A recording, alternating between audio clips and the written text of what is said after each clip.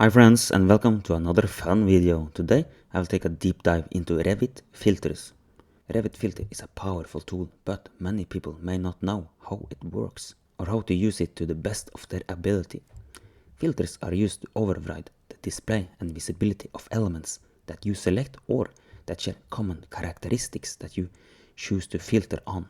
It can, for example, be all walls, because walls share a common property, that it is a wall. Just as all bananas share the same characteristics, it is a banana, not an apple. Moreover, filters can be fine-tuned using rule sets. Consider walls with a thickness of 200 mm. As an example, by applying a filter, all walls with this specific thickness in the view can be selected and their visibility modified. This alteration might involve a change in color, such as turning all 200 mm walls pink or rendering them in halftone or invisible. And yes, it can also be done with bananas. Like I can filter all bananas that are shorter than 150 mm by defining it as a rule. One thing to mention is that the filter that is activated only applies to the view you are in, but what can be done is to add a filter to a view template. To demonstrate, I'll be using a project I'm currently working on. Let's go ahead and open up filter, which can be found under VG Visibility Graphic Settings, then the filter header. Here we have an overview of filters that are active in the view. Currently none are active. You can add filters that have been previously created, since once a filter is generated within the project, it will be available in the filter database and available to use in all views. We only need to activate it in the view. We are not going to add anything now, but we will make our own filter from scratch. We're pressing the new button and brings up a new larger filter menu. We do have two types of filter. We have a rule-based filter and selection filter. First, we will look at the rule-based filter. So a rule-based filter is a filter that identifies elements based on categories, which can be a wall, and parametric values like thickness or area. We start a completely new rule-based filter, name it with a logical name. The first thing we have to decide on is discipline. Which discipline do we want to extract or choose a category from? We will select the structural discipline. Next up is the category. We select here the floor category because we want to filter out all our floors in our active view. So parameters belonging to this category will now be available to define rules. It is possible to select several categories, but the only parameters available will be what the categories have in common. But let's go for floor only.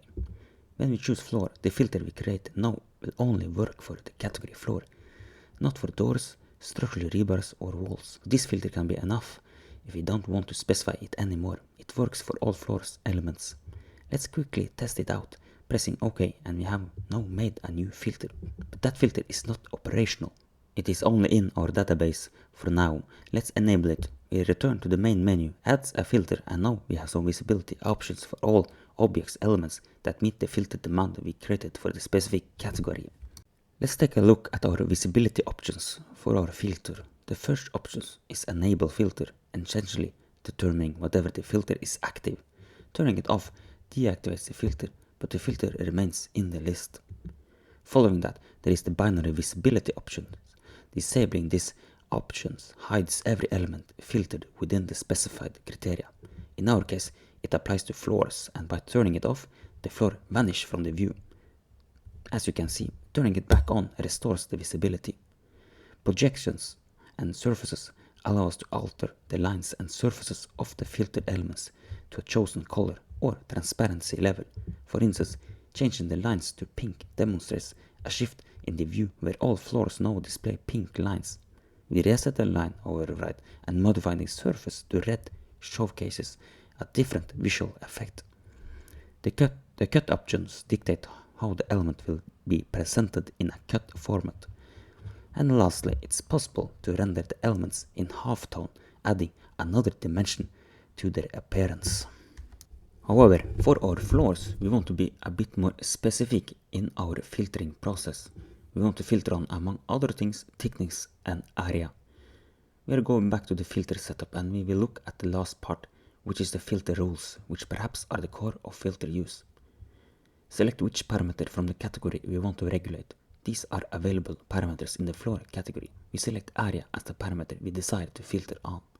In the line below, we determine the condition that the parameter we selected above must fulfill for the rule to apply.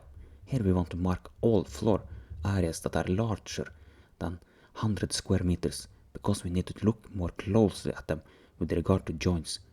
Too big of a concrete floor, it might crack. It is possible to introduce more rules with more conditions to create a more complex rule set, but for now we stick to one rule. Also have the option to choose between AND or filters. If AND is used, all the rules must be met for the elements in the category to be able to change visibility in the view. Or, then only one of the rules must be approved. Let's check out if this filter works. Change the surface pattern to pink so we can easily see which concrete floor has an area bigger than 100 square meters. So it seems to work, just as we intended. We double check a couple of the pink floors to see if they have larger area than 100 square meters. And yes, everyone do. Next, I would like to filter on thickness, but for some strange reason, the thickness parameter won't show as an option, but I do have a workaround. I've named every floor with the correct thickness in the type name, so the parameter I will select, well, is the type name, and the condition will be equal to the name which contains the thickness manually written in. We select the 180 millimeters. When pressing OK, the pink floors are now the 180 millimeter thick. We do a quick check on one of the floors to see if that is correct. Yeah, that's pretty perfect. So let's take one step back and really explain how filter works with this bowl of fruit. Firstly, we select a category, namely floor. In our bowl of fruit, we have 3 different categories: bananas, pears and apples. And we would like to select the category bananas. I can now change the visibility for all my bananas. In our filter, that will be the same as floors. But we do want to be more specific with our bananas. We go to the next box, the blue box drawn up, and create a filter rule. So a banana has several parameters like color, length, ripeness, country of origin, weight. A rule for a banana could be the length. So we want to create a rule that will apply to all bananas under 15 centimeters, just like the floors with the area larger than 100 square meters. So all our bananas with length bigger than 15 centimeters will be colored pink, just like our floors. Hopefully this gave you a better and deeper understanding of filter use. Or maybe it made you more confused. Let's move on. One filter I use in pretty much every project is filtering on section views, because it's easier to just turn on a filter, or even better, a view template with a filter that will just hide the section views instead of individually hiding every section views. I've created a filter rule based on the parameter, family and type, with a condition contains section, which matches the name on the section view. The condition highlighted in the green box corresponds to the type name of this family, as evident from the visual representation. So we then click OK and proceed to test the filter to confirm it hides all the section views. Oh yeah, it does. We turn it back on and go back to the filter menu, because sometimes we do want some of the section views to show, so we can be more specific in the naming of the sections and our conditions. In this example, adding the letter F, hiding all sections with the letter F in it. If we mark the visible section in our plan view, we do notice that it does not contain the letter F, but A, and will therefore be visible in the view. Moving on, I will establish a project parameter that will be employed in a filter with the condition has value. We'll just call it test parameter with the data type text. We assign it to the floor category, which makes the parameter appear in the floor properties. We then hit OK and mark one of the floors in the view. We can now see the parameter in the properties for it.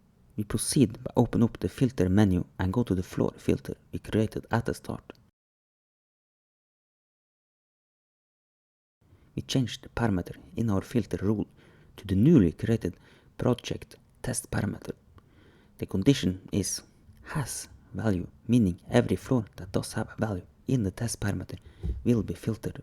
Once we hit OK, the floor that we added a value to changed the color to pink. Very nice to use if you want easily to check if an element has a value or has not. Personally, I use it on structural rebars to quickly check if all my rebars contain partition numbers. Lastly, we look at selection filters. Here we can create our own group that can be used when filtering.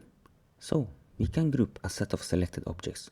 Those objects don't have to be of the same family type or category.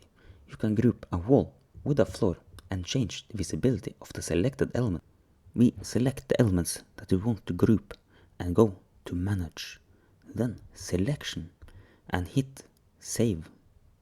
We have now saved a predefined selection set with a bunch of different elements.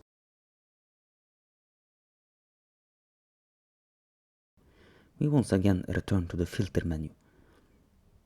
Select the recently configured selection set as a filter. In this context, we are unable to establish our own rule sets or designate a category since the elements have already been chosen. Let's briefly explain the concept of a selection set. Imagine a basket that we can fill with various items, regardless of their category. This means the basket can hold both bananas and apples. For instance, I decide to fill it with a few bananas, an apple, and a pear, and more bananas because I love bananas. So now we have a predefined basket, a basket with elements we have chosen without defining a category or filter rules. So this is a selection set that can be saved and utilized in filters. As you can see, filters can be a powerful tool if you know how to use it properly. And that concludes this tutorial on filters. Be sure to like and subscribe for more fun videos. Thank you for watching.